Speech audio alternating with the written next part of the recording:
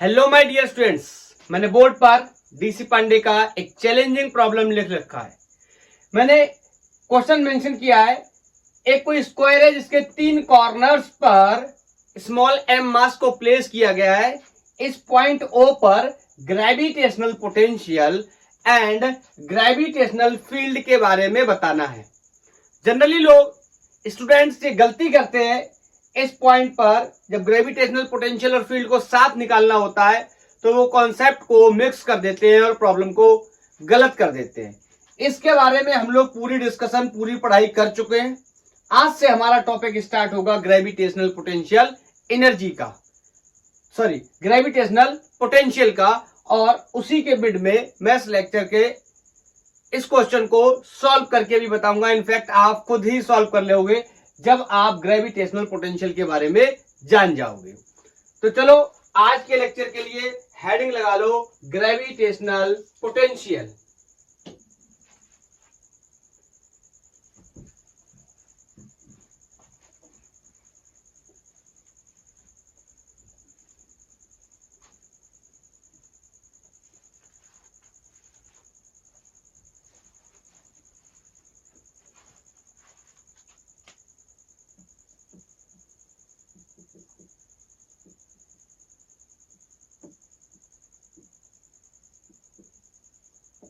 क्या होता है gravitational potential? First of all मैं आपको यह बताना चाहता हूं कि ग्रेविटेशनल पोटेंशियल जैसी चीज, कोई चीज की हम बात नहीं करते, हमेशा पोटेंशियल के डिफरेंस की बात करते हैं। रिमेंबर, पोटेंशियल कुछ नहीं, हमेशा पोटेंशियल डिफरेंस होता है। क्या, कैसे समझेंगे हम? क्लास 10th में भी मैंने आपको वो अलग बात है कि मैंने आपको क्लास 10th नहीं पढ़ाया हुआ है, लेकिन क्लास 10th में इलेक्ट्रिक पोटेंशियल का डेफिनेशन है, अगर आपको याद हो तो हम लोग बोलते थे एक चार्ज को एक प्लेस से दूसरे प्लेस ले जाने पे जो वर्क डन करना पड़ता है per unit the value of incoming mass is called gravitational, sorry is called electric potential. आज हम डिस्कस कर रहे हैं किसकी? ग्रेविटेशनल पोटेंशियल की। या चार्जेस की तो कोई बात करेंगे नहीं, यहां बात करेंगे किसकी? मासेस की। तो लेट्स से ये पॉइंट कोई ए है, यहां पर एक एम मास रखा है और इस एम मास को इस पॉइंट बी पर लेके जाना है।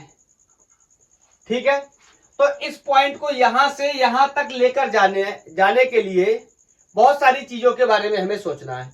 सबसे पहली बात, मैं यहां पर एक मास बना देता हूं कोई। क्यों? मैं वजह बताता हूं। जब यहां पर एक मास कोई रखा है, इसका मतलब ये जो मास है ग्रेविटेशनल फील्ड में रखा हुआ है। तो जब ये ग्रेविटेशनल फील्ड में रखा हुआ है, मैं इसको उठा करके यहां से यहां लेके जाऊंगा तो मुझे कुछ ना कुछ वर्क करना पड़ेगा अगेंस्ट द ग्रेविटेशनल फील्ड। और अगर इस मास को मैंने नहीं रखा तो ग्रेविटेशनल फील्ड होगा नहीं, वर्क तो मुझे तो भी करना पड़ेगा। लेकिन यहां हम ग्रेविटेशनल पोटेंशियल की बात कर रहे हैं, इस वजह से मैं ग्रेविटेशनल फील्ड को रखना प्रीफर कर रहा हूं। तो मैं अगर आपको यहां से बोलूं, यहां से मैं इसको लेके गया, आप ऐसे समझ लो ये कोई रास्ता चल के आए और यहां पर फोर्स भी लग रहा है। आपको पता है आइजैक न्यूटन के हिसाब से जब तक किसी पार्टिकल के ऊपर फोर्स नहीं लगेगा हम उसकी पोजीशन को चेंज नहीं कर सकते। और हम तो इसको उठा करके यहां से यहां लेकर आ रहे हैं, इट मीन्स हम इस पे फोर्स अप्लाई कर रहे हैं और फोर्स के साथ साथ कुछ रास्ता मिल रहा है, डिस्प्लेसमेंट मिल रहा है, तो जिसका डॉट प्रोडक्ट वर्क के बराबर हो जाएगा। तो वर्क डन यहां पर हो रहा है, तो इसी वर्क डन से रिलेटेड हम इसकी डेफिनेशन को लिख सकते हैं। वैसे तो मैं कर रहा हूं काम, लेकिन यहां पर जब मैं बात करूंगा तो बोला जाएगा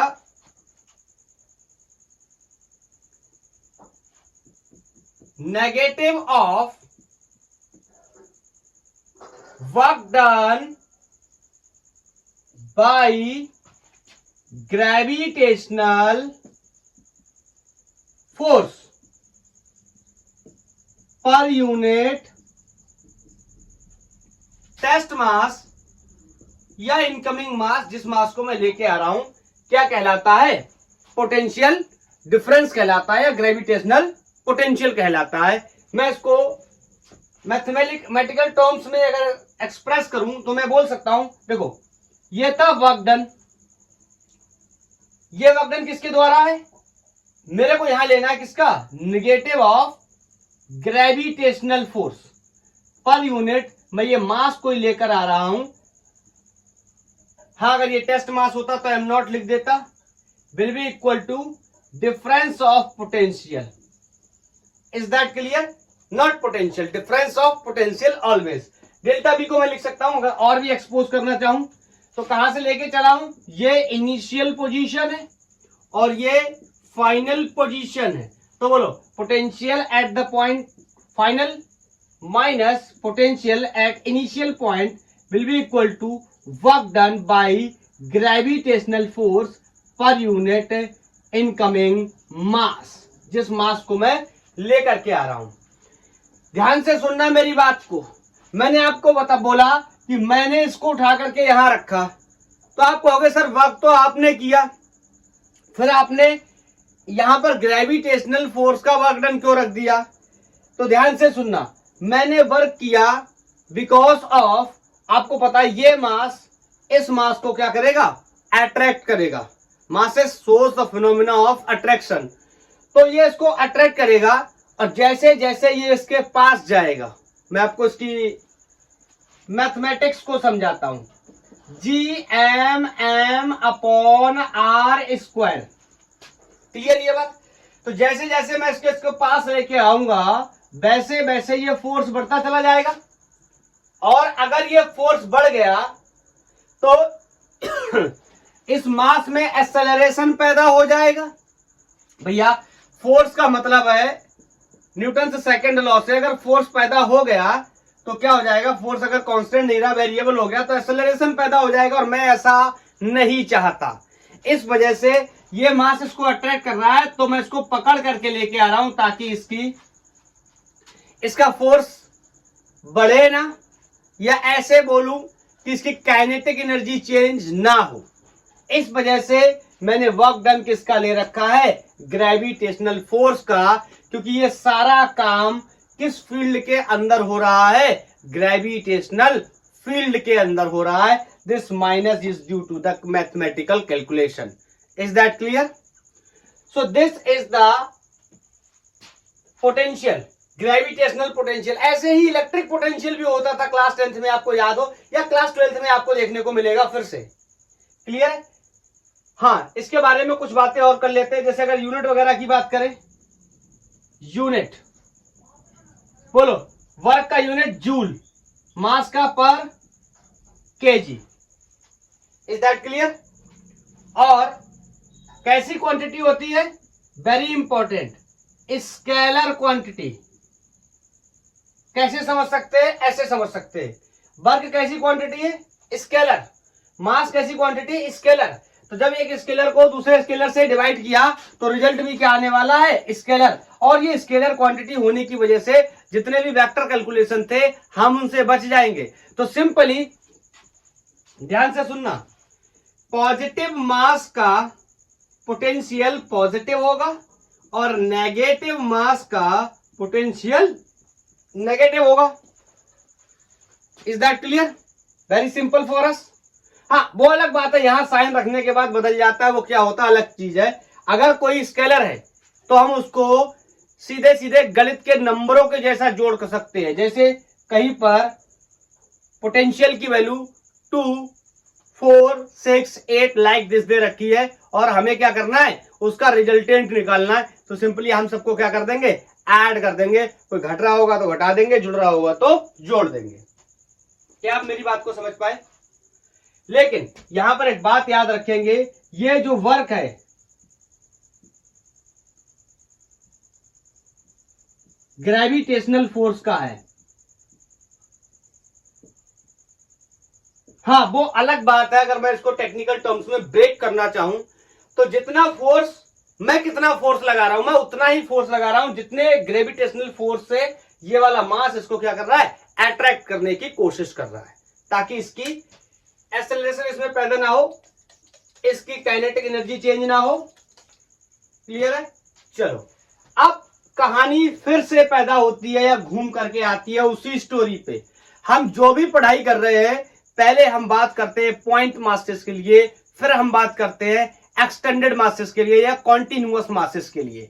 तो मैंने ग्रेविटेशनल फील्ड के बारे में पढ़ाया था, तो gravitational field due to the point mass पहले पढ़ाई करी। फिर उसके बाद कॉन्टिन्यूअस मासेस की पढ़ाई करी, जैसे स्फीयर के बारे में देखा, रिंग के बारे में देखा, सेम स्टोरी। अब नेक्स्ट आर्टिकल हमारा होने वाला है पॉइंट मास से रिलेटेड।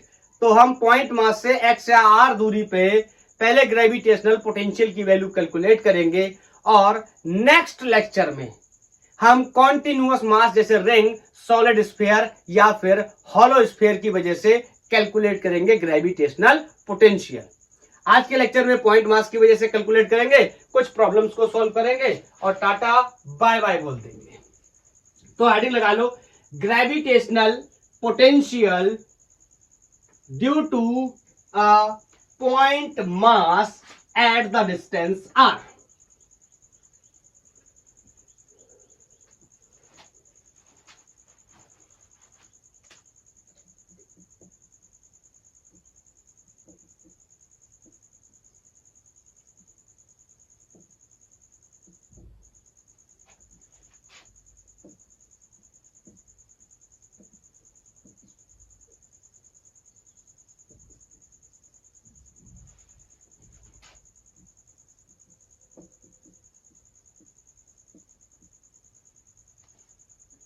ठीक है, चलो यहां पर मैंने मान लिया मैंने कैपिटल M मास रखा है, और इससे r दूरी पे ये कोई पॉइंट P है, और यहां पर मेरे को ग्रेविटेशनल पोटेंशियल का कैलकुलेशन करना है। तो क्या करेंगे, मैंने आपको बताया एक मास को एक जगह से दूसरे जगह लेकर आएंगे, और जो वर्क करना पड़ेगा उसको इनकमिंग मास या टेस्ट मास से डिवाइड कर देंगे with negative sign, will be the potential difference between the 2 points, always 2 points. ठीक है, तो इस कंडीशन में मैं इस पर्टिकुलर पॉइंट P पर पोटेंशियल चाहता हूं। तो आपको पता है मैं किसी सिंगल पॉइंट का पोटेंशियल इस तरीके से डिफाइन नहीं कर सकता, लेकिन मैं चालाकी से इसका उपयोग कर सकता हूं। मैं दूसरा पॉइंट या दूसरा रेफरेंस इनफाइनाइट पे ले लेता हूं। मैं आपको थोड़ी देर के बाद बताऊंगा कि इनफाइनाइट का पोटेंशियल 0 होता है, क्यों होता है, आप भी समझ जाओगे इस बात को। ठीक है, अब मेरी बात को ध्यान से सुनना। इन्फिनिटी से मैंने इस मास को उठाया और मैंने लाना शुरू किया, तो जैसे जैसे ये मास आगे बढ़ेगा वैसे वैसे फोर्स ऑफ अट्रैक्शन बढ़ेगा। जैसे जैसे फोर्स ऑफ अट्रैक्शन बढ़ेगा वैसे वैसे मुझे अपना फोर्स बढ़ाना पड़ेगा, नहीं तो एक्सेलरेट हो सकता है ये मास। अब मेरी बात को ध्यान से सुनना, मैं इसको लेके जा रहा हूं इस तरीके से, ठीक है, और मान लो मैं कोई इस पॉइंट पे लेकर इसको पहुंचा, ध्यान से सुनते रहना, और इस जगह से वो दूरी मैंने कोई x मान ली है। तो बताओ इस पॉइंट पर मान लो कोई पॉइंट ऐसी नाम रख लो P डैश, तो फोर्स या ग्रेविटेशनल फोर्स, पूरी बात लिख दूं, ग्रेविटेशनल फोर्स, बहुत ही गंदा लिखा गया है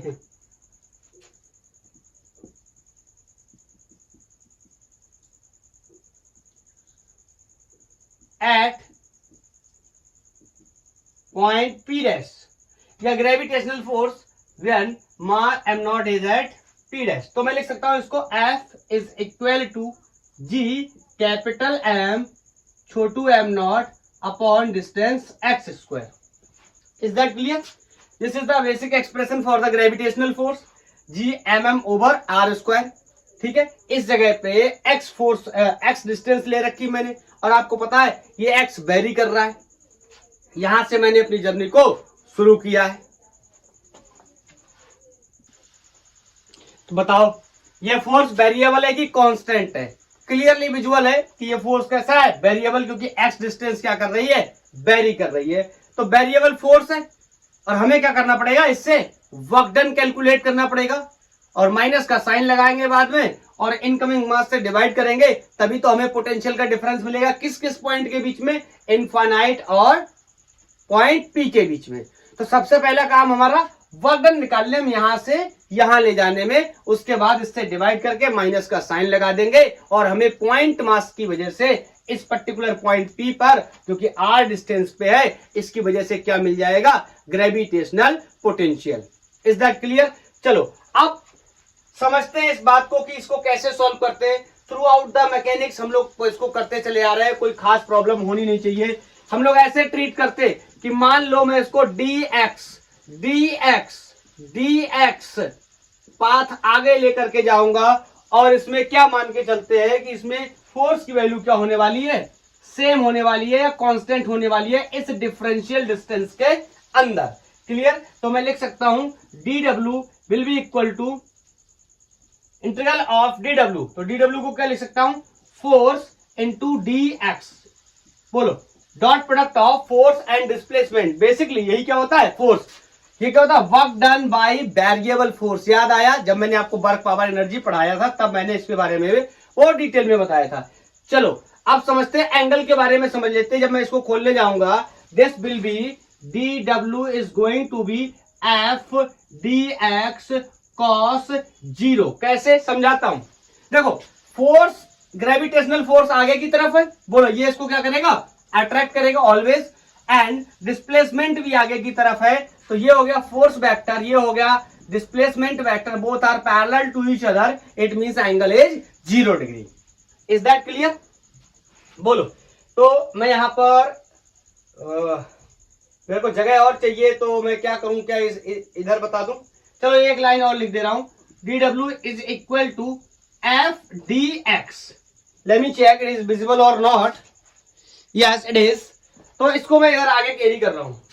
बोलो, अब मेरे को फोर्स की वैल्यू लिखनी है।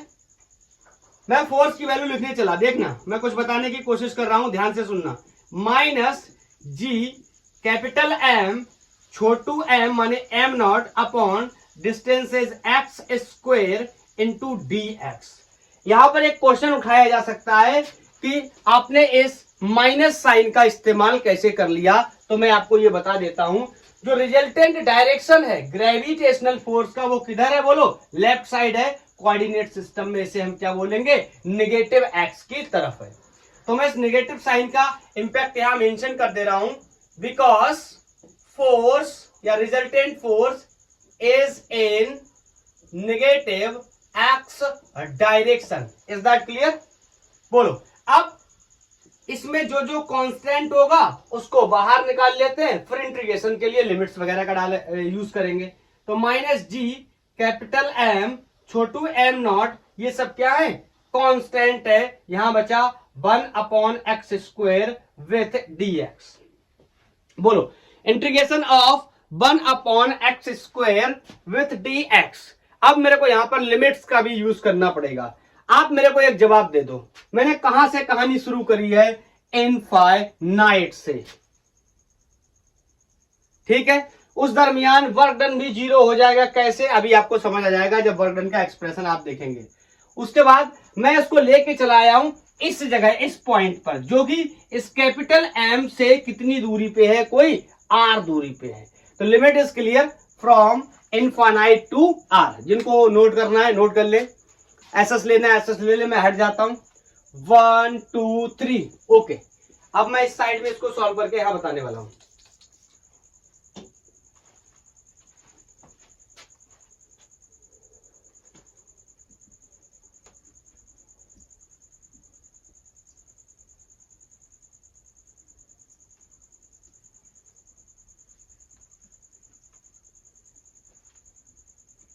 चलो इस साइड देखते हैं, इसको मैं ऊपर ले जा सकता हूं। तो दिस विल बी पावर -2। वैसे बहुत सारे लोगों को पता भी होगा कि 1 अपॉन एक्स स्क्वायर का integration minus 1 upon x to the power -1 या -1 अपॉन एक्स भी लिख सकते हैं। dw will be equal to minus G capital M naught integral of x to the power -2 with dx limit from infinity to r। Is that clear? इसको मैं ऊपर ले गया। सबको पता है इंटीग्रेशन कैसे करते, तो इसको dw will be w upper limit w minus lower limit 0। ठीक है, minus G capital M naught. Everybody knows कि एक्स स्क्वायर का इंटीग्रेशन क्या होता है। जिनको नहीं पता मैं एक बार यहां बता देता हूं, x square with dx। Integration में मैं एक पावर को ऐड करता हूं इस तरीके के फंक्शंस के लिए और टोटल पावर को डिवाइड करता हूं। It means x to the power -2 + 1 upon -2 + 1। तो सिंपली ये हो गया x टू दी पावर -1 और ये अपॉन -1, तो इसको मैंने माइनस बाहर लिख लिया, तो मैं लिख सकता हूं इसको 1 अपॉन -1/x। तो मैंने यहां पर सिंपली मेंशन कर दिया -1/x limits from infinite to r। Clear है? So w work done minus g capital M not, बोलो इसमें लिमिट्स डालूंगा तो ये हो जाएगा -1/r upper limit -infinite lower limit.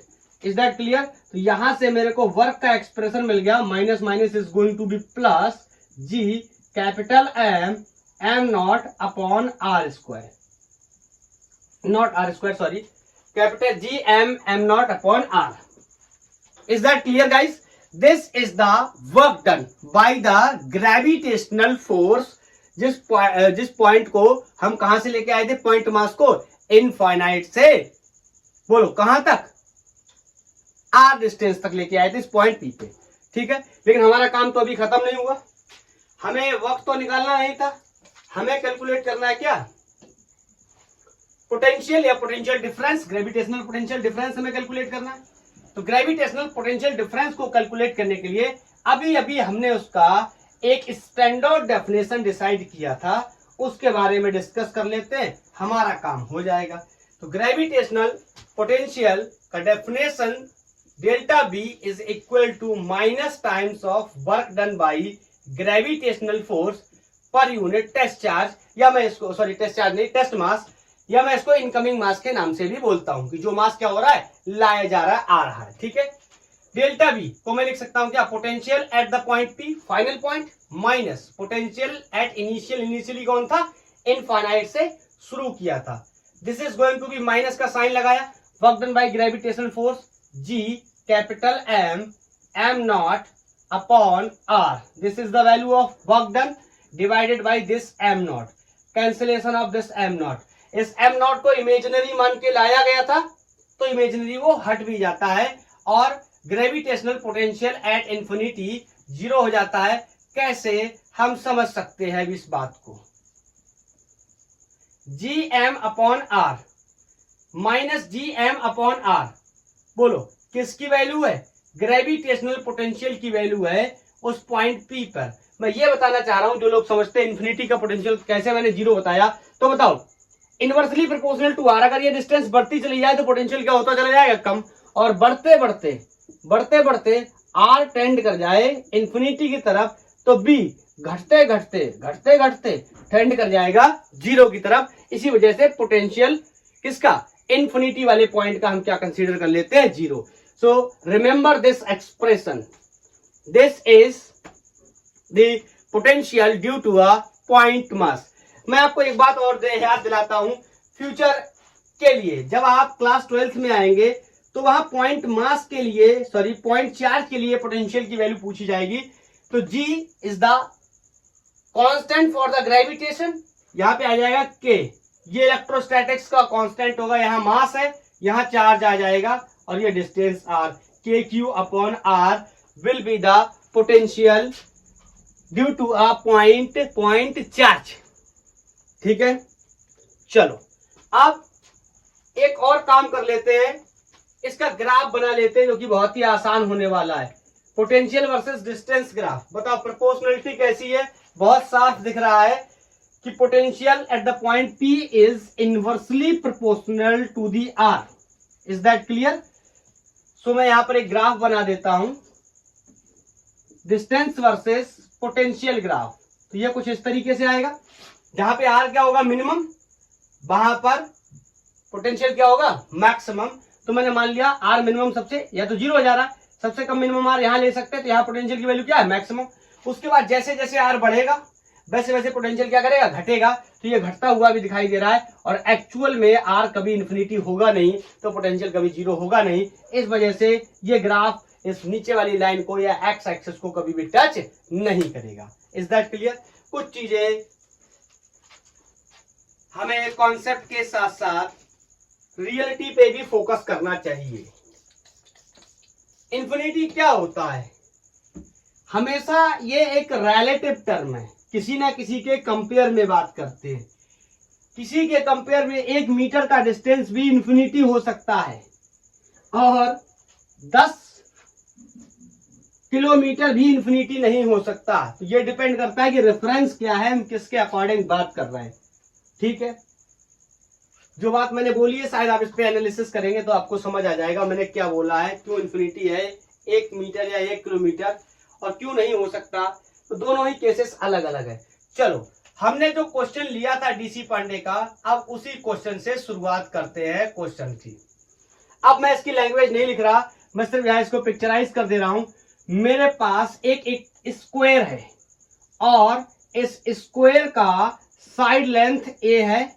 इसके 3 कॉर्नर्स पे, सॉरी वर्टेक्सेस पे मैंने मास रखे हैं और ये कोई पॉइंट ओ है।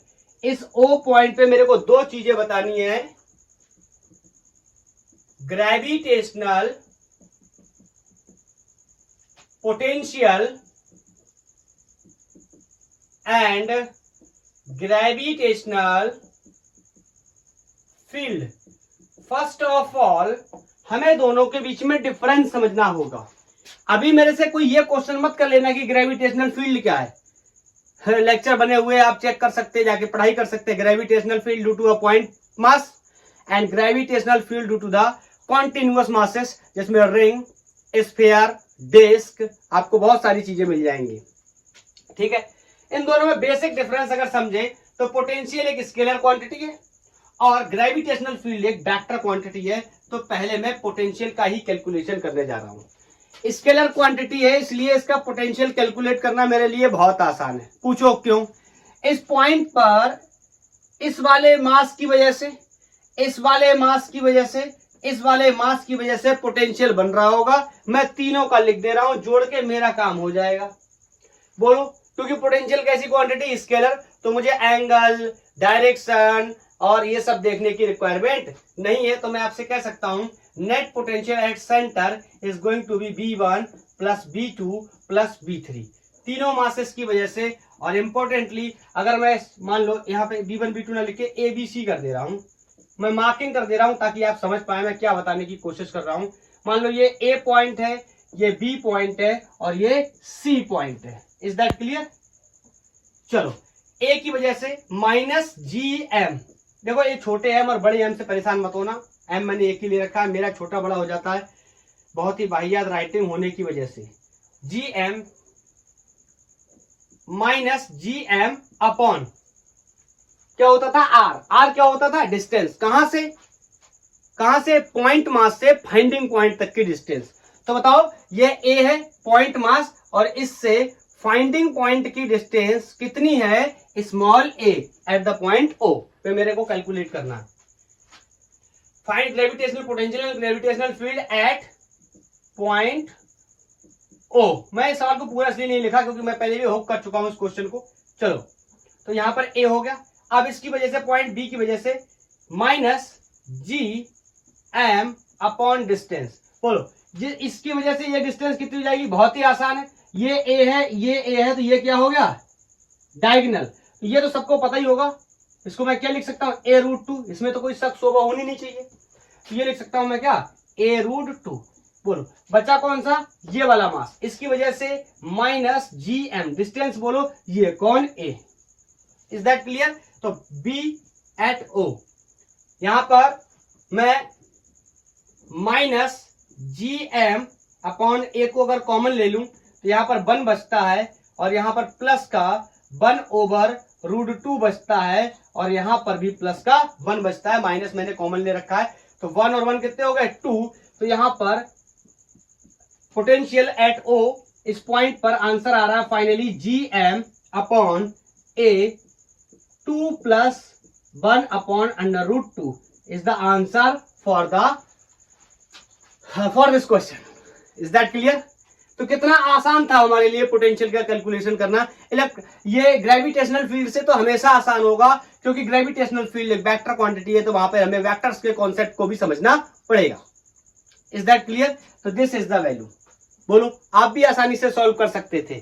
चलो, अब इसका पार्ट बी भी कर लेते हैं। पार्ट बी तो मेरे लिए और भी आसान होना चाहिए ये तो कोई क्वेश्चन नहीं है। इससे बहुत बहुत बड़े और टफ प्रॉब्लम्स को हम लोग जब हमने ग्रेविटेशन की पढ़ाई करी थी, ग्रेविटेशनल फील्ड की, तब सॉल्व कर चुके थे। चलो कर लेते हैं इस पार्ट को भी। जब भी ज्यादातर क्वेश्चन मिलेंगे तो वो साथ में मिला करके पूछेंगे। अब बताओ, जब मैं इस पॉइंट पर ग्रेविटेशनल फील्ड चेक करने जाऊंगा तो सबसे पहले मुझे क्या करना पड़ेगा, मैं आपको बार बार बताता हूं। मैं एक टेस्ट मास लेकर के आऊंगा उस जगह पर जहां पर मुझे पता करना है, ताकि मैं वहां पर फील्ड की डायरेक्शन को क्लियर कर सकूं। 12th में जब आएंगे तो मैं बोला करूंगा इलेक्ट्रिक फील्ड, यहाँ ग्रेविटेशनल फील्ड वहां इलेक्ट्रिक फील्ड हुआ करेगा, तो मैं बोला करूंगा वहां पर अपन एक टेस्ट चार्ज लेके आएंगे। तो बताओ, ये मास मैं लेके आया, ये वाला मास इसको क्या करेगा, ऐसे अट्रैक्ट। आप कहोगे सर अट्रैक्ट रिपल क्यों बोल रहे हैं, ये तो फोर्स की डायरेक्शन है। मैंने आपको बता रखा है कि ग्रेविटेशनल फील्ड की direction will be in the direction of net force. Is that clear? हम लोग डिस्कस कर चुके हैं। मान लो ये E1, ये वाला इसको ऐसे अट्रैक्ट करेगा, ये E2, मान लो ये इसको ऐसे अट्रैक्ट करेगा E3। और सबको मैं बता चुका हूं कि अट्रैक्शन हमेशा लाइन ज्वाइनिंग पे ही होता है। मैं यहां पर एक चीज आपको बोल सकता हूं कि E1 और E2 क्या है, बराबर है, जिसकी value gm upon a square के बराबर है। क्यों? masses are same and the distance for this mass and for this mass is also same, so I can say E1 and E2 is going to be same gm upon a square, और इसको मैं E मान लेता हूं। यहाँ a मत लिख देना, वो पोटेंशियल का एक्सप्रेशन था, माइनस मत लगा देना, वो पोटेंशियल का एक्सप्रेशन था। ठीक है, चलो अब मैं इसको वेक्टर फॉर्म में रिजॉल्व करता हूं। मैं यहां पर इसको बनाता हूं, इसका वेक्टर फिगर।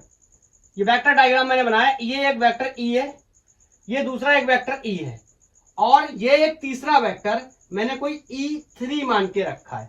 तो आपको पता है ये वेक्टर है, ये वेक्टर है, तो इन दोनों का पहले मुझे रिजल्टेंट निकालना पड़ेगा। फिर वो रिजल्टेंट कहीं इस लाइन पे आएगा, मैंने मान लिया उसका नाम E1 En डैश है, कुछ भी मान लो, एक जैसा ना लगे इसलिए ऐसा कर रहा हूं। ठीक है, और जो लोग पढ़े हुए हैं, मेरे स्टूडेंट्स हैं, उनको ये बात बहुत अच्छे से पता है कि इसको मैं चाहूं तो डायरेक्ट आंसर लिख सकता हूं, this is going to be √2 times of E। जिनको नहीं पता है मैं एक बार बता दे रहा हूं, वेक्टर के नियम से बोलो a square plus b square plus 2 times of ab cos theta, यही तो करते थे। तो इसको ये मान लो, इसको भी मान लो, तो e square plus 2 times of e cos 90।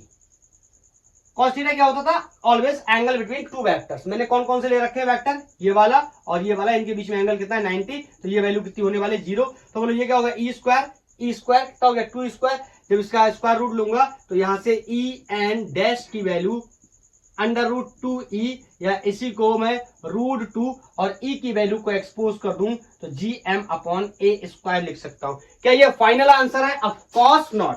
अभी मेरे पास एक क्वेश्चन और बचा है इसमें सॉल्व करने के लिए। अब ये वाला वेक्टर और ये वाला वेक्टर दोनों को जब मैं इन दोनों का रिजल्टेंट निकालने जाऊंगा तो मेरे को कुछ और चीजें मिल सकती है। और यहां पर मेरे को क्लियरली दिखाई दे रहा है E3 और E' के बीच में कितना एंगल है, 0 डिग्री, क्योंकि दोनों एक ही लाइन पे एक्ट कर रहे हैं। ऐसे वेक्टर्स को हम को लीनियर वेक्टर्स के नाम से भी जानते थे या पैरेलल वेक्टर्स के नाम से भी जानते हैं। बोलो, तो मैं अब आपसे कह सकता हूं कि इन दोनों का रिजल्टेंट निकालने के लिए मैं फाइनली फिर से इस एक्सप्रेशन का इस्तेमाल करूंगा और यहां से रिजल्ट को सॉल्व आउट कर सकते हैं। इसको हटा दूं, ट्राई करो ना आप लोग। चलो अब देखते हैं, मेरे पास दो वेक्टर है, कोई एक E3 वेक्टर है और दूसरा En डैश वेक्टर है। E3 वेक्टर, अगर मैं E3 की वैल्यू लिखना चाहूं तो this is going to be gm upon, बोलो डिस्टेंस का स्क्वायर, तो कितनी डिस्टेंस हो जाती थी, a√2 का स्क्वायर। क्या भूल गए? मैं यहां पे एक रफ पिक्चर बना के बता देता हूं। ये डिस्टेंस कितनी है, a√2, और इसका स्क्वायर करना है क्योंकि फील्ड का कैलकुलेशन कर रहा है। और En डैश की वैल्यू मैंने यहां पहले से लिख रखी है, मेरे को पता है। तो this was E3 and En dash is going to be √2 gm upon a square. Is that clear? चाहो तो आप इसको कन्वर्ट भी कर सकते हो E3 को, तो E3 can be write gm upon square of this is going to be 2a square. Remember, Remember this quantity? This is equal to E. Is that clear? So E3 can be write 2 times of E. And E and dash can also be converted. This will be root 2 times of E. Is that clear? चाहो तो आप ऐसे कर लो, या जैसे हम normally सारी values को डालते हैं आप वैसे भी करेंगे तो कोई प्रॉब्लम नहीं है. मैंने थोड़ा सा इजी रखा ताकि हम इजीली सॉल्व कर पाए. तो बताओ, ये E3 वेक्टर, ये E एन डैश वेक्टर. तो मैं अगर इसका रिजल्टेंट निकालने जाऊं तो मैं बोल सकता हूं E n square is equal to E3 square plus E n dash square plus 2 times of E3 E n dash cos 0. Is that clear? Why cos 0? Is that clear? The angle between E3 and E n dash is going to be 0 because these are the collinear vector, or can say parallel vector. Is that clear? चलो, cos 0 1. So this is simply E n is equal to E3 plus E n dash whole square. Is that clear? इसको resolve करेंगे तो ये बन जाएगा. बोलो, यहां से जब मैं स्क्वायर रूट लूंगा ये सिर्फ बचेगा E n is equal to, अब बताओ E3 को मैं इस टर्म्स में लिख सकता हूं 2 times of E plus E n dash को भी मैं लिख सकता हूं कितना, रूट 2 टाइम्स ऑफ E. अगर मैं यहां से E को कॉमन ले लेता हूं so this is going to be 2 plus root 2.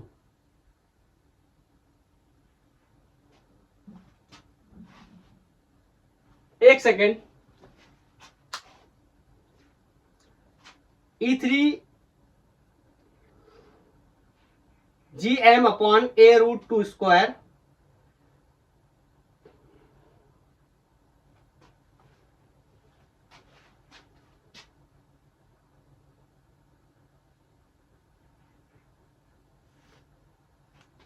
E3 को मैंने लिख दिया, पता नहीं कैसे, दोबारा से मैं इन फंक्शंस को कन्वर्ट कर देता हूं. एक second. E3 is GM upon A root 2 square. इसको मैं लिख सकता हूं E3 is equal to GM upon 2A square. Is that clear? तो यहां से E3 ये वैल्यू E के बराबर हमें पता है EGM अपॉन A स्क्वायर होता है. This is E by 2. Exactly this was happened with this. Are you getting this? Okay. So E n dash is 2 times of E. यही तो निकाला था मैंने. बोलो, E n dash को रूट 2 टाइम्स ऑफ E लिख लिया. चलो, तो यहां पर E3 can be right E by 2. चलो यहीं से डाल देता हूं. E n is equal to E by 2 plus E n dash is root 2 times of E. तो यहां से अगर मैं E को कॉमन ले लूंगा तो आगे यहां पे आंसर हमारा आ जाएगा 1 upon 2 plus root 2. Is that clear? हम चाहे तो E की वैल्यू को भी एक्सपोज कर सकते. E m upon A square 1 plus 1 by 2 plus root 2. चाहो तो इसको आगे और भी सॉल्व कर सकते हो, यहां पर 2 को एलसीएम लेकर के एंड ऑल. ओके, तो समझ आया किस तरीके से हमने इस तरीके के प्रॉब्लम को सॉल्व किया. चलो एक और अच्छा सवाल डीसी पांडे से लेते हैं. इस बार मैं बोलता हूं तब तक आप सॉल्व करो. मेरे पास कोई हेक्सागन है और हेक्सागन के सारे वर्टिक्सेस पे, कॉर्नर्स पे एक मास रखे है स्मॉल m, 6 मास रखे स्मॉल m, और आपने बताना है कि हेक्सागन के सेंटर पर कितना gravitational field and gravitational potential होगा. ओके, तो question is from DC Pandey. मैं यहां पर बना रहा हूं. मेरे पास ये एक हेक्सागन है और इस हेक्सागन के सेंटर पर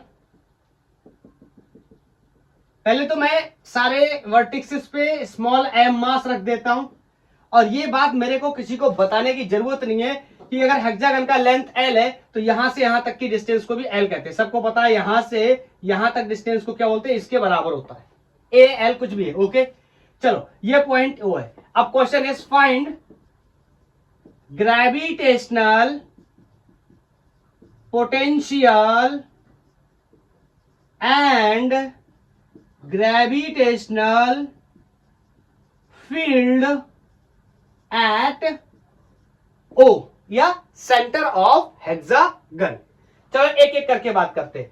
पोटेंशियल तो बहुत ही आसान होने वाला है मेरे लिए, 6 मास हैं, 6 मासेस की वजह से सबका लिख करके डायरेक्ट ऐड कर दूंगा, क्योंकि मेरे पास एक मार्जिन है। Potential is a scalar quantity and everybody knows the value of potential for a point mass minus gm upon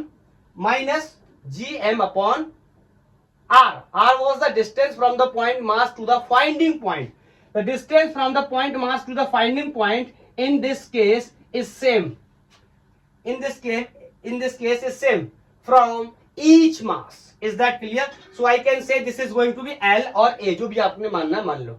clear? तो ऐसा एक मास के लिए इतना, और मासेस टोटल कितने, 6, so I can say multiply by this 6. So value of potential is going to be minus 6 gm upon L या A, जो भी माना है। ठीक है, फायदा हुआ ना। पोटेंशियल स्केलर क्वांटिटी है, अगर ये वेक्टर क्वांटिटी होता तो मेरे को थिंक आउट करना पड़ता, डायरेक्शंस के बारे में सोचना पड़ता। Is that clear? चलो पार्ट 2 सॉल्व करो। पार्ट 2 सॉल्व करो, इसका आंसर भी पता होना चाहिए सबको। मैंने जब ग्रेविटेशनल फील्ड के बारे में पढ़ाया था तो आपको एक नोट पॉइंट लिखवाया था, याद है? अगर कोई रेगुलर ज्योमेट्री है और सिमेट्रिकल मास डिस्ट्रीब्यूशन है, तो हमेशा उस रेगुलर ज्योमेट्री के सेंटर पर जो नेट ग्रेविटेशनल फील्ड है उसकी वैल्यू कितनी होने वाली है, 0 होने वाली है। 2-3 सवाल भी करवाए थे। कैसे, मैं दोबारा याद दिलाता हूं। ये हेक्सागन है, तो आपको पता है सबसे पहले जिस पॉइंट पे ग्रेविटेशनल फील्ड की वैल्यू पता करनी होती है वहां पर टेस्ट मास लाते हैं ताकि डायरेक्शन को हम क्लियर कर पाए। तो मैं यहाँ पर एक टेस्ट मास लाया। अब सारे मासेस का इन्फ्लुएंस देखूंगा मैं इसके ऊपर। ये क्या करने वाले, बोलो ये वाला मास इसको ऐसे अट्रैक्ट करेगा। Is that clear? मैं बहुत बार बता चुका हूं, क्या ये वाला मास इसको अट्रैक्ट नहीं करेगा? करेगा, लेकिन इसकी बात हम नहीं करेंगे, क्योंकि हमसे कहां पूछा गया है, इस पर्टिकुलर मास के ऊपर इन्फ्लुएंस पूछा गया है, इस पर्टिकुलर पॉइंट पे इन्फ्लुएंस पूछा गया है। तो इस पॉइंट पर टेस्ट मास रखेंगे और सबका इन्फ्लुएंस इस पर देखेंगे, ना कि इसका इन्फ्लुएंस दूसरों पर देखेंगे। Is that clear? Should be clear. बोलो, ये इसको ऐसे अट्रैक्ट करेगा, ये इसको ऐसे अट्रैक्ट करेगा, ये इसको ऐसे अट्रैक्ट करेगा, ये इसको ऐसे, ये ऐसे, सारे ही इसको अट्रैक्ट करेंगे। अब ध्यान से समझने की कोशिश करो। मैं यहां पर इसका वेक्टर डायग्राम अगर बना देता हूं,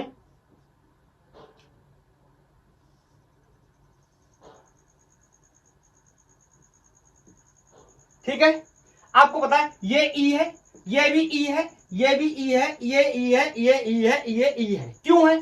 सबको पता है ई की value gm upon R square, distance का स्क्वायर। डिस्टेंस हर केस में क्या होने वाली है, सेम। तो ये वैल्यू है ई की। हर एक मास के लिए सेंटर पर इतनी वैल्यू है ग्रेविटेशनल फील्ड की, और आपको पता है फील्ड वेक्टर क्वांटिटी है। तो ध्यान से देखो, ये वाला फील्ड इसको कैंसिल आउट कर देगा, क्योंकि equal magnitudes in opposite direction, and similarly this will also cancel to this because same magnitude in opposite direction. This will also cancel to this, the reason is same. Is that clear? So E net at centre, मैंने आपको एक note भी बताया था, अगर कोई regular geometry है उसके वर्टेक्सेस पे, या कोई रेगुलर ज्योमेट्री है उस पे सिमेट्रिकल मास डिस्ट्रीब्यूशन है, तो उसके सेंटर पर हमेशा नेट फील्ड कितना होगा, 0 होगा। नेट ग्रेविटेशनल फील्ड की वैल्यू 0 होने वाली। मैंने रिंग का केस भी बताया था। रिंग तो कैसा है, रिंग तो कैसा है बोलो, रिंग तो कॉन्टिन्यूअस मास है, लेकिन सिमेट्रिकल मास डिस्ट्रीब्यूशन है। मतलब इसकी जो डेंसिटी है वो क्या होनी चाहिए, कांस्टेंट। हर पर यूनिट लेंथ में मास सेम होना चाहिए। मतलब ये टुकड़ा काटूं तो जितना मास है, ये टुकड़ा काटूं तो मास बराबर होना चाहिए। Is that clear? तो अगर मैं सेंटर की बात करूंगा तो इस रिंग की वजह से भी सेंटर पे क्या हो जाएगा, नेट ग्रेविटेशनल फील्ड 0 हो जाएगा। नॉट इलेक्ट्रिक, इलेक्ट्रिक तो चार्ज के केस में आएगा। चलो अब मैं ना इस क्वेश्चन को थोड़ा सा इंटरेस्टिंग बनाता हूं। इंटरेस्टिंग क्या है, पता फिर से मेरे को बताना यही है कि find potential and gravitational field, लेकिन अब मैं कुछ यहां पर थोड़ा सा एक्स्ट्रा करने वाला हूं ताकि आपका थोड़ा एफर्ट लगे। ये भी क्वेश्चन डीसी पांडे से ही है। नेक्स्ट क्वेश्चन है, ये क्वेश्चन है कि मान लो मैं इसकी नेमिंग कर दे रहा हूं A B C D E F, is that clear. मान लो ई और एफ पॉइंट से, E and F masses are removed, अभी मजा आएगा।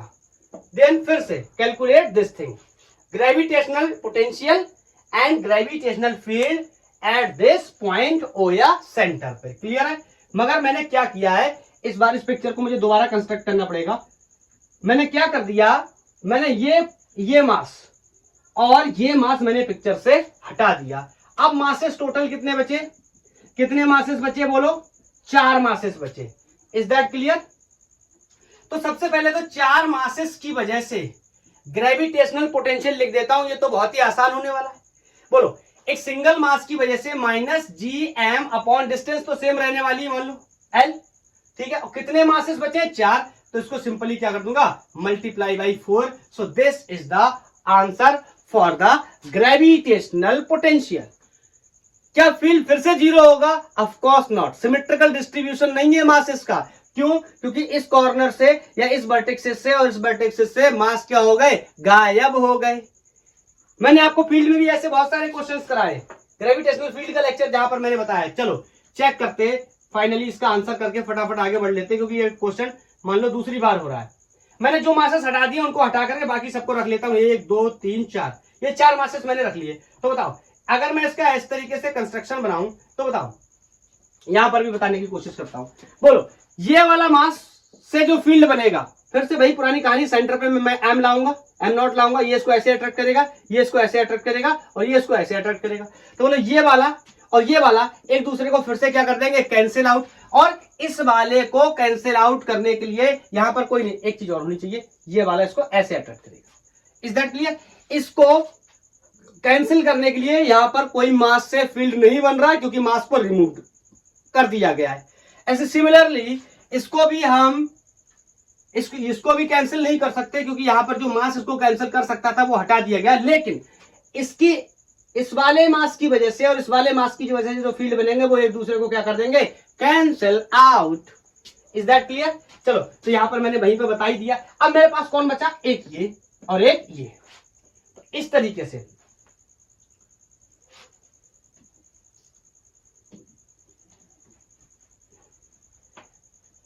ये बोर्ड अच्छे से साफ नहीं हो रहा है, तो कुछ लोग मेरे को एडवाइस कर सकते हैं कि मेरे को क्या करना चाहिए। तो ये इस तरीके से यहां पर ये मेरा एक फील्ड बचा जिसकी value G M upon L square. बोलो, एक फील्ड ये बचा है ई, इस वाले को और इस वाले को मैंने यहां बना लिया, and the value is same. बोलो, ये 2 वेक्टर क्वांटिटी है, इन दोनों का रिजल्टेंट यहां कहीं आ जाएगा ई। एंगल बोलो 60 डिग्री, क्यों, ये पूरा एंगल 120 होता है, तो उसका आधा कितना हो गया, 60। तो क्या आपके लिए कोई बड़ी बात है कि 2 वेक्टर्स इक्वल वैल्यू के 60 डिग्री पे है, तो क्या मैं उनका रिजल्टेंट नहीं निकाल पाऊंगा। सर मेरे लिए तो ये बहुत ही आसान है। यस, आसान होना भी चाहिए। चलो डिस्कस करते हैं। ई नेट क्या कर सकता हूं मैं, square of this plus square of this plus 2 times of this cos 60। Direct लिख दूं क्या, E square E N square is equal to E square plus 2 times of E cos 60, and everybody knows cos 60 will be half. तो ये cos 60 से और ये 2 क्या हो गया, कैंसल। तो यहां पर ई स्क्वायर कितने हो गए, 3e square. So I can say E net square is going to be 3 times of E square. Whenever I will take the square root, the value will comes out under root 3e is the final answer. Okay, चाहो तो मैं यहां पर इसका e की value को expose कर सकता हूं G M upon L square. And very important, gravitational field is a vector quantity, तो मेरे को डायरेक्शन भी बताना पड़ेगा। Is that clear. Direction is very important here. तो बोलो, क्या डायरेक्शन मुझे लिखना चाहिए, बताओ किसकी तरफ दिख रहा है, बोलो किसकी तरफ दिख रहा है, मैं कह सकता हूं डायरेक्शन बोलो along O B, is that clear? ये ओ है, ये बी है, क्लियर है? किसकी तरफ होगा? ओ बी की तरफ।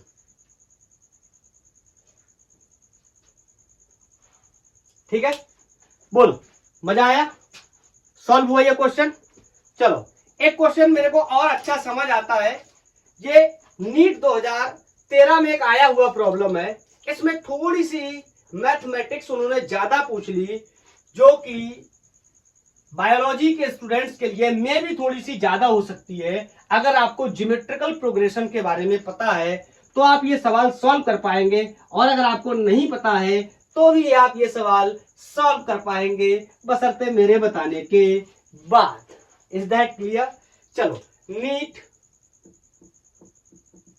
2013 में ये क्वेश्चन पूछा गया, और क्वेश्चन है infinity number of bodies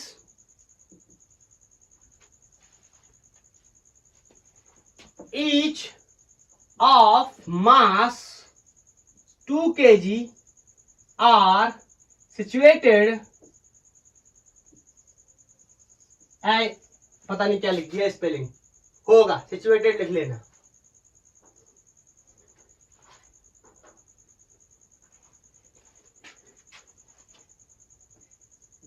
situated सही है, अभी भी गलत है, अब सही है।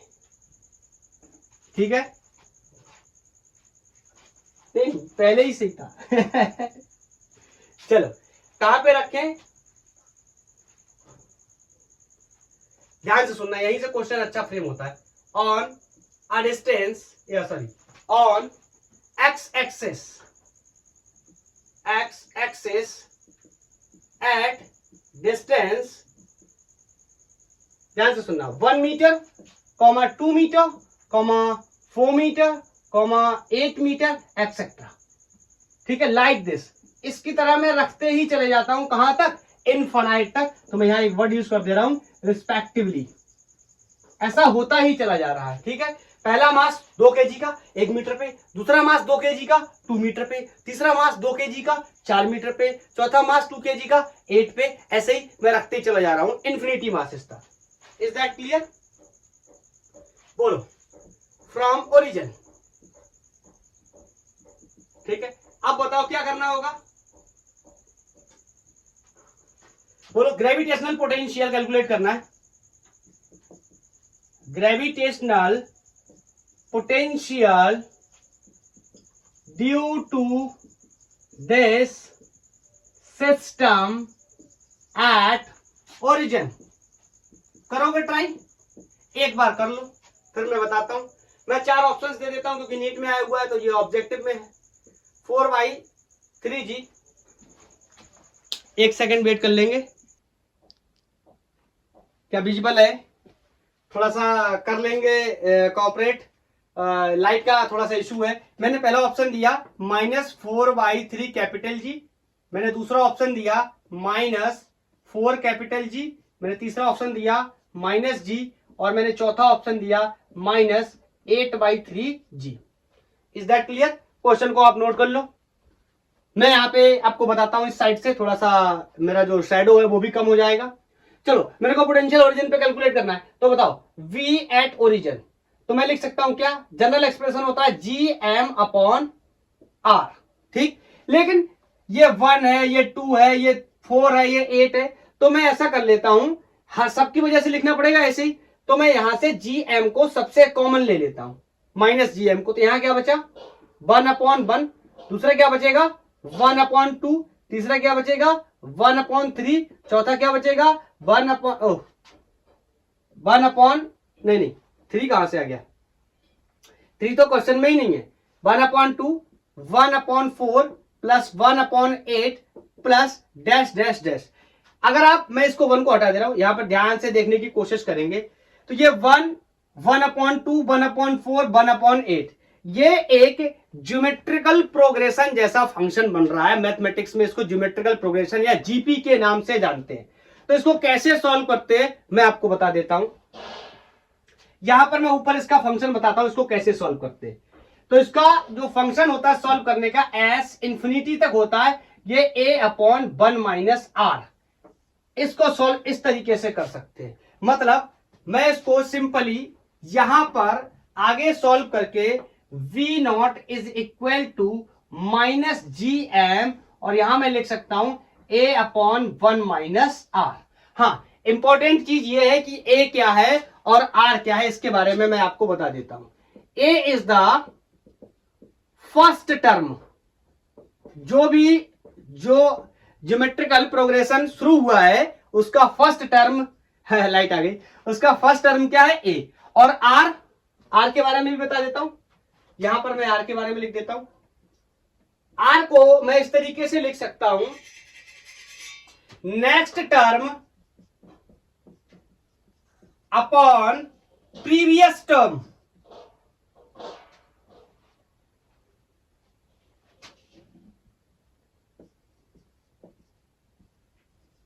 प्रीवियस टर्म, तो बोलो इस पर्टिकुलर क्वेश्चन के लिए अगर मैं r की वैल्यू निकालूं तो बोलो नेक्स्ट टर्म, इस प्रोग्रेशन को ध्यान से देखो, 1 1/2 1/4, तो नेक्स्ट टर्म कौन है, पहले के बाद दूसरा कौन है, 1/2। नेक्स्ट टर्म अपॉन प्रीवियस कौन है, 1। तो यहां से मेरे को देखने को मिला कि r की वैल्यू कितनी आ गई, 1/2, और a की वैल्यू यहां पर बहुत ही क्लियर है, कौन है, फर्स्ट टर्म कौन है, 1। पता चल गया, इन दोनों वैल्यूज को उठा करके यहां रख देंगे और मेरा आंसर बिल्कुल साफ दिखता है, नजर आएगा। v not will be equal to minus G, बोलो a की जगह 1 फर्स्ट टर्म अपॉन 1, r की वैल्यू कितनी है, हाफ। Is that clear? यहां पर ध्यान से देखो, ये 1 है और ये हाफ है, ये 1 प्लस का और हाफ माइनस का है, तो 1 में से जब हाफ जाएगा तो क्या बचेगा, हाफ। किसका, प्लस का। तो ये 1/2 है जो पलट के ऊपर आ जाएगा, और मास की वैल्यू को भी मैं यहां डाल देता हूं, माइनस जी, मास 2 kg का है, सारे मासेस 2 kg के है, और ये 2 पलट के एक बार लिख दूं क्या, 1/1/2, ये 2 पलट के ऊपर आ जाएगा और ये वाला ऑप्शन सही हो जाएगा, minus times of 4g। Is that clear? तो कैसे ज्योमेट्रिकल प्रोग्रेशन के प्रॉब्लम को सॉल्व करेंगे, हम कैसे पता करेंगे ये ज्योमेट्रिकल प्रोग्रेशन है, this is more important question. अगर कोई फंक्शन ऐसा बनता दिखाई दे रहा है कि 1/2 1/4, आगे चल के इवन नंबर ही आते चले जा रहे हैं इस तरीके से, और इनके बीच में गैप भी होता है, उसको हम निकाल करके पता कर सकते हैं। Is that clear? बाकी ये छोटी सी मैथमेटिक्स है, आई थिंक मुझे ज्यादा याद तो नहीं आ रहा, लेकिन मुझे लगता है क्लास 10th के अंदर हम लोगों ने जीपी थोड़ी बहुत पढ़ी हुई होगी। क्लियर? तो इसको सॉल्व करने के लिए मैंने आपको एक टर्म बता दिया कि इसको कैसे सॉल्व कर सकते हैं। फर्स्ट टर्म कोई भी हो सकता है, यहां पर 1 है और ये अपॉन 1 माइनस आर होता है। आर क्या होता है, next term upon previous term. This question is from NEET 2013। ये नहीं कह सकते कि इसमें ज्यादा मैथमेटिक्स है, ये तो मेडिकल का सवाल है। आईआईटी के सवाल में तो और भी ज्यादा कैलकुलेशंस होती है, हम देख चुके कितनी होती है। ठीक है, तो आज के लिए इतना ही। थैंक यू, धन्यवाद। पढ़ाई करते रहिए। नेक्स्ट लेक्चर में हम लोग मिलेंगे किसके साथ, potential due to the continuous masses like ring, like solid sphere, like hollow sphere. And solid sphere की कहानी बिल्कुल वैसे ही डिस्कस करेंगे जैसे ग्रेविटेशनल फील्ड के लिए करी थी, एक बार आउटसाइड द सॉलिड स्फीयर और एक बार inside the solid sphere. The potential at the point R outside the solid sphere and inside the solid sphere, और ये बहुत ही अलग होने वाला है, बहुत ही मजा होने वाला है। ठीक है, तो आज के लिए इतना ही। थैंक यू, धन्यवाद।